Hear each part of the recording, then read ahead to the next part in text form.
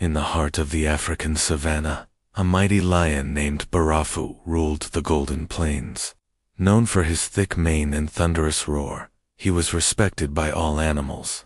But Barafu was not just a fierce predator, he was a wise and fair leader.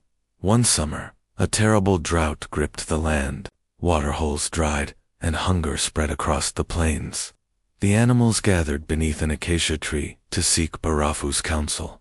Even his rivals, the cunning jackals and the silent leopards, came in hope. Barafu stood on a rock, his voice strong. "We must share what little we have. Strength lies not in teeth and claws, but in unity."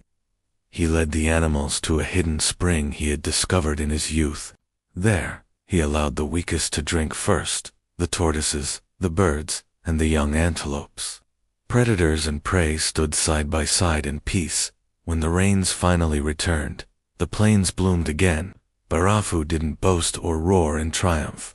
He simply watched over the land, quiet and proud. From that day on, the animals remembered not just the power of the lion, but the greatness of his heart. And Barafu became a legend, whispered under starlit skies.